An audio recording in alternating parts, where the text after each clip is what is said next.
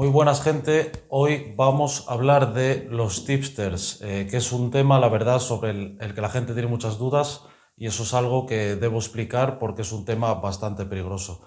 Os voy a decir mi opinión general sobre los tipsters. Los tipsters en general, la inmensa mayoría son simplemente creadores de contenido y ellos publican sus apuestas en bookies tradicionales, no en Asia. Como ya he dicho, las bookies tradicionales, si nos va bien, nos van a limitar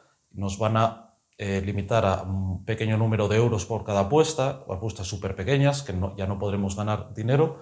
Y como os digo, son empresas de entretenimiento, realmente no son empresas en las que se pueda invertir como es Asia, que haya grandes límites y que no haya limitaciones.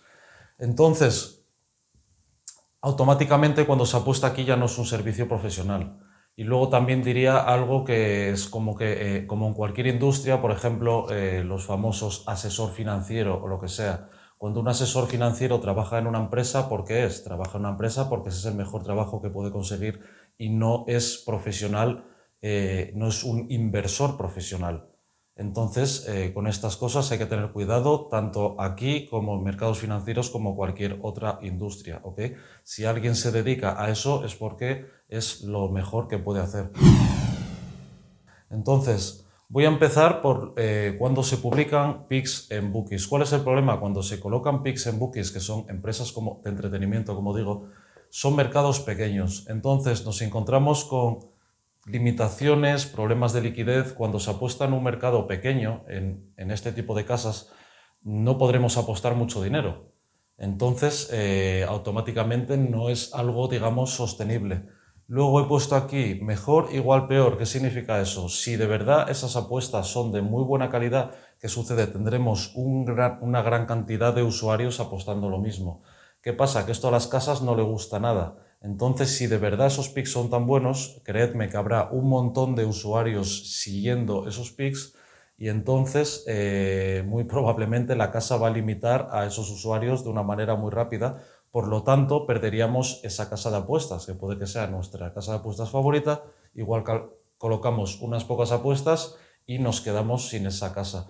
De hecho, los tipsters en general lo saben perfectamente. Ellos tienen un grupo de jugadores que va rotando todo el tiempo, porque los jugadores acaban expulsados y entonces ellos necesitan nuevos clientes todo el tiempo.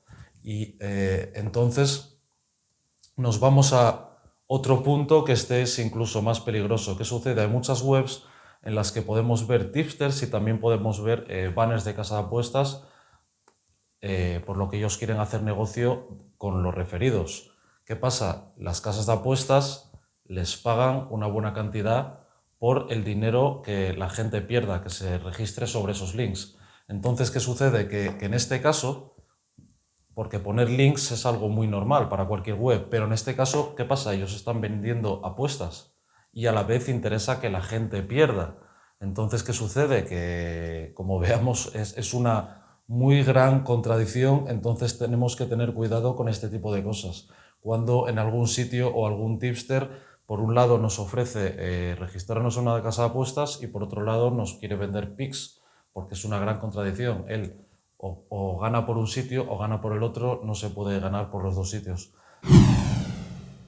Entonces, como vemos aquí, ya hay bastantes contradicciones. Entonces, ahora voy a explicar por qué en Asia es muy difícil encontrar tipsters, o casi imposible, diría yo. Por ejemplo, en Asia, si se tiene una estrategia rentable, pues esa estrategia automáticamente, si se empieza a publicar pics en Asia, estaría en peligro.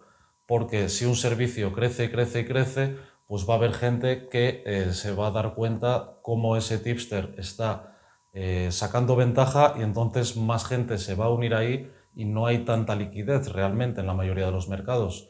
Entonces, ¿qué sucede? Que ese tipster está, digamos, cavando su propia tumba. No tiene sentido el hacer este tipo de cosas. Por lo tanto, la gente no las hace, no se dan tan buenos tips en Asia.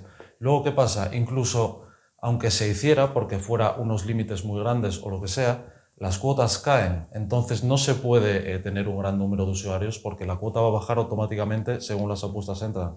Entonces, digamos, un tipster con 30 clientes, según la gente está apostando, la cuota va bajando todo el tiempo, o sea que solo para los primeros habría beneficio, por lo tanto no es sostenible tampoco.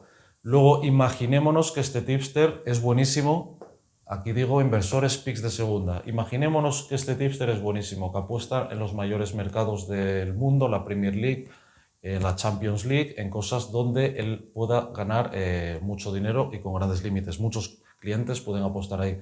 ¿Qué sucede? Que os digo que esto funciona de manera que alguien va a aparecer, creedme que es como funciona, algún tipo de inversor, algún agente o lo que sea, va a aparecer y le van a hacer una buena oferta y se van a quedar con todos sus picks en privado y van a apostar cantidades muy altas de dinero a eso.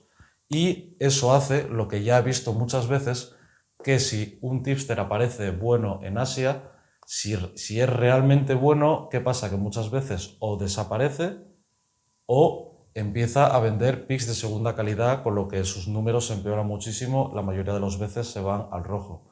O sea que esto es otro gran problema. Y luego otra cosa es que el apostar en Asia es algo escalable. Digamos que cuanto más dinero ganamos, podemos hacer apuestas cada vez más grandes, así hasta el infinito. No hay ninguna necesidad de venderle nada a nadie. Podemos simplemente explotar el mercado por nosotros mismos. Yo personalmente muchas veces cuando apuesto, yo apuesto apuesta máxima y digamos que ese precio baja 10 ticks en todas las bookies del mundo a la vez. Entonces ya una vez que ha bajado el precio, ya no es algo que esté bien para vender porque ya no se tendría tanta ventaja matemática. Entonces, claro, estas son razones de muchísimo peso para este estilo de apuestas en Asia. Y luego os voy a ir a todos los trucos que los tipsters usan para parecer que son buenos cuando en realidad no lo son tanto o no lo son la mayoría de las veces. Por ejemplo, varias cuentas. Ser un buen tipster es tan sencillo como abrir varias cuentas distintas, apostar al azar y pues la que más yield tenga, la que más beneficios tenga, pues se sigue con ella. Y ya está, así de sencillo. Esto es uno de los trucos. Luego, apuestas grandes. Aquí quiero decir que son apuestas para recuperar. Muchas veces un tipster tiene malos resultados y de repente dice, no, esta apuesta es increíble, voy a jugarme un montón de dinero a esa apuesta. Entonces, si sale, se han arreglado todas las pérdidas. Y si no sale, pues se puede colocar otra apuesta, incluso el doble grande que esa, y si sale la segunda, se habrán arreglado las pérdidas también. Y así hasta el infinito realmente, si se quisiera. Estos son ejemplos de trucos, ¿ok? Luego, por ejemplo, cuotas, récord, es de qué manera se verifica que las cuotas son reales cuando se envían. ¿De qué manera se verifica que su récord es real? Creedme que hay un montón de trucos para hacer trampas en todo esto. Luego, por ejemplo, pocas apuestas. La mayoría de los tipsters nos encontramos, tienen pocas apuestas realmente, tienen 100, unos cientos, hay pocos que tengan miles, y aunque tengan miles es un problema porque es súper difícil analizar ese récord por ser tan extenso, para buscar si no ha habido ningún tipo de cosas como que haya apostado a cuotas más grandes de las que realmente había y todo este tipo de cosas. Y luego, otra cosa, el sesgo de superviviente, esto me refiero cuando, por ejemplo, vamos a una web de tipsters, digamos, y nos encontramos cientos de tipsters. Entonces nos vamos a encontrar varios que sean muy buenos. ¿Qué sucede? Que si se están apuntando, digamos, 50 personas a esa web al día para intentar ser tipsters, entonces simplemente por estadística va a haber un pequeño porcentaje que sea muy rentable por suerte. Entonces, claro, esto lo complica todo mucho porque entonces hay que hacer un análisis mucho más profundo. Si hay miles y miles y miles de cuentas, por supuesto que va a haber cuentas que vayan a ser positivas. Ok, vámonos a la práctica. Conclusión. Yo personalmente os digo mi experiencia. ¿Por qué yo no soy tipster? Yo no soy tipster porque primero no tengo tiempo para eso, el servicio al cliente es mucho. Cuando eres tipster es realmente porque tu negocio es ese, tu negocio no es tanto el apostar. Yo no tengo tiempo a eso. Yo, por ejemplo, cuando apuesto muchas veces apuesta máxima, entonces las cuotas bajan mucho, ya no las puedo vender, no quiero enseñar mi estilo de apostar. Hay un montón de razones por las que yo nunca he sido tipster después de unos 14 años en este mercado.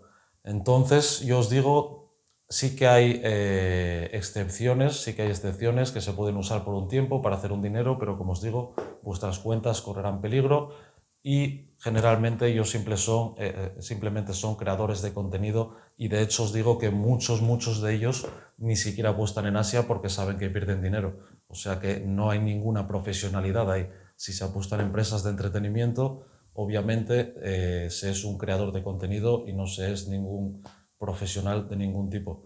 O sea que espero que os haya gustado el vídeo, darle al like si os ha parecido interesante. Nos vemos en el siguiente. Ánimo.